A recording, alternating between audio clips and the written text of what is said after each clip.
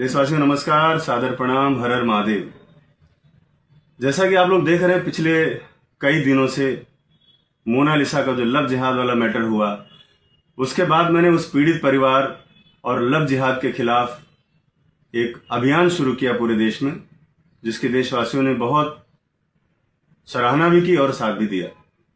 लेकिन अब मामला थोड़ा अलग होता जा रहा है।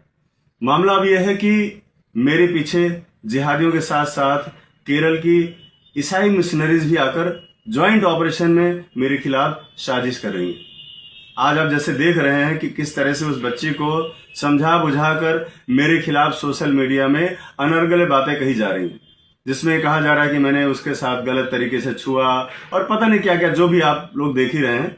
उसके बारे में मुझे कुछ बोलने की इसलिए जरूरत नहीं है कि ये जिहादी किस तरह से ब्रेन वॉश करते हैं और कहाँ तक लेकर के जाते हैं। ये वही बच्ची है जिसको मैं जब पढ़ाता था तो मेरे बच्चे मुझसे नाराज हो जाते थे कि आप मोनालिसा को पढ़ाते हो, मुझे क्यों नहीं पढ़ाया कभी आपने। तो उस लेवल पर जो मेरा अटैचमेंट था उसके साथ, आज देखिए कहां से कहां लेकर चले गए। और आज मैं उस बाप के दर्द को भी महसूस कर रहा हूं जिस बाप को मोनालिसा ने कहा कि इनसे मुझे जान का खतरा है।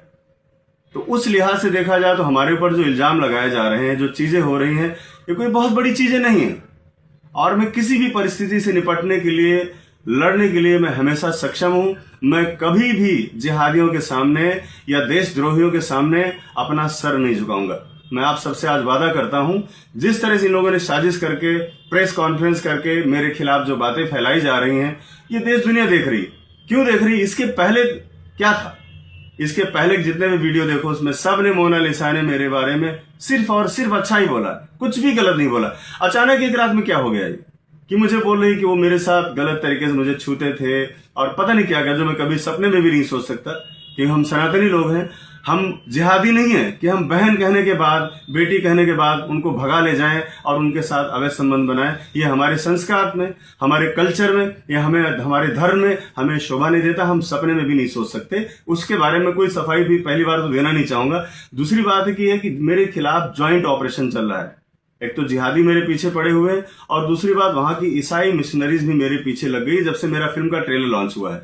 और मोनालिसा वही सब बातें बोल रही है, ठीक वही बातें बोल रही है जो एक साल पहले जिन लोगों ने मेरे खिलाफ ये षड्यंत्र रचा था, वही सेम बातें बोल रहे थे कि वो ऐसा है वैसा है, दुनिया भर की सारी चीजें, उसके पास कुछ नहीं है, व्हाटएवर, जो भी मतलब जितना भी गिरावट की हद हो सकती है वहां तक जाकर लोग बोल रहे हैं। लेकिन मेरा आप सबसे निवेदन है, मेरा आप सबसे अनुरोध है कि देखिए, हो सकता है कि मेरे साथ कोई बड़ी घटना को अंजाम दे दिया जाए, जिसकी मुझे पूरी आशंका है। और बहुत सारी बातें मैं आपको पहले भी बोल चुका हूं। एक हफ्ते पहले जब मैंने वीडियो जारी किया तो उसमें भी मैंने कहा था कि मोनालिसा को मेरे खिलाफ भड़काया जा रहा है, उसको खड़ा किया जा रहा है। ये बात मैं आपको पिछली वीडियो में बता चुका हूं, जब मैं भोपाल स्टेशन पे था, वहां से मैंने वीडियो जारी किया था। क्योंकि केरल से मुझे ऐसी खबरें आ रही थी। केरल में भी लोग हैं, हमारे राष्ट्रवादी लोग हैं, वो लोग मेरे संपर्क में हैं और मुझे बताते हैं कि वहां क्या होने वाला है और क्या हो रहा है। आने वाले समय में मेरे साथ, मेरे परिवार के साथ कुछ बड़ी दुर्घटना हो सकती है। ये बात आप सब तक पहुंचाने के लिए मैं वीडियो बना रहा हूं। और मैं आपसे कहना चाहूंगा कि लव जिहाद की लड़ाई, धर्मांतरण की लड़ाई रुकनी नहीं चाहिए। मुझे कुछ भी हो जाए, कल को मुझे कुछ भी हो सकता है, लेकिन मैं आपसे यही आग्रह करूंगा कि मेरे परिवार को थोड़ा सा आप लोगों का सपोर्ट चाहिए होगा, और खासतौर पर मेरी माँ को, क्योंकि वो बहुत बीमार है। कुछ भी अगर मेरे साथ होता है तो सब देशवासियों से ये मेरा निवेदन है कि इस बारे में थोड़ा सा संज्ञान रखें, क्योंकि मैं फिल्म डायरेक्टर, एक सामाजिक कार्यकर्ता होने के साथ साथ मैं किसी का पति भी हूँ, किसी का बाप भी हूँ और किसी का बेटा भी हूँ। ये सारी चीजें भी हैं। और मैं इतना बड़ा रिस्क इसलिए ले लेता हूँ क्योंकि जब मैं सच होता हूँ तो मैं किसी की नहीं सुनता। मेरे साथ सच्चाई है। सारे प्रकरण आपके सामने है। आपने देखा कि किस तरह से एक भोली भाली लड़की को बहकाकर, ब्रेन वॉश करके फिल्म के बहाने केरल ले जाया गया। केरल जहां के बड़े बड़े मंत्री, मिनिस्टर खड़े होकर के आकर शादी को प्रमोट कर रहे हैं और वहां से पोस्टर जारी कर रहे हैं, द रियल केरल स्टोरी। ये सिर्फ सनातन को बदनाम करने के लिए, सनातन पे दाग लगाने के लिए और शादी को आइकॉन बनाने के लिए कि हिंदू मुस्लिम की शादी देखो सक्सेस है, ताकि और भी लड़कियां इसके लिए प्रेरित हों। इसके लिए बड़ी अच्छी सी प्लानिंग की गई, जो मैं बार बार आपसे लगातार कहता आ रहा हूं। और आज मेरी आवाज को दबाने के लिए इस तरह से मेरे ऊपर आरोप और एलिगेशन लगाए जा रहे हैं, जो आप लोग देख ही रहे हैं। लेकिन देश की जनता ये जान रही है कि ये आरोप पहले क्यों नहीं आए। और अभी उनके पिताजी से भी बात हो रही, उनका भी वीडियो आ रहा है, वो इस बारे में क्या करें वो भी पहले आप लोग सुन लीजिएगा।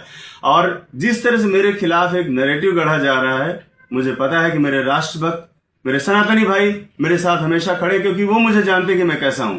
आप सबसे विनम्र निवेदन है, और देश के प्रधानमंत्री माननीय मोदी जी से, माननीय अमित शाह जी से, हमारे यहाँ के मुख्यमंत्री श्री फडणवीस जी से, मोहन यादव जी हमारे मध्य प्रदेश के मुख्यमंत्री साहब से, और माननीय योगी जी से सबसे विनम्र निवेदन है कि इस मैटर में अगर मेरे साथ कुछ भी होता है तो उसकी बड़ी निष्पक्ष जांच हो। और इस प्रकरण की जो ये प्रकरण जो अभी चल रहा है लव जिहाद का, ये छोटा मोटा मुद्दा नहीं था। इस पर मेरा जो आर्थिक नुकसान था, या मेरा जो सामाजिक नुकसान था, या जो मानसिक था, उन सब से परे है सनातन में इस तरह का गंदा मैसेज जाना, जिसके लिए मुझे लगा कि मुझे लड़ना चाहिए। और इस लड़ाई में मैं अगर नहीं उतरता तो परिवार सक्षम नहीं था, वो बोल नहीं सकते, कहीं जा नहीं सकते, किसी से मिल नहीं सकते, उनके पास कोई संसाधन नहीं है। तो अगर मैं खड़ा हुआ हूं इस लड़ाई के लिए, तो इस लड़ाई को अंजाम तक पहुंचाऊंगा।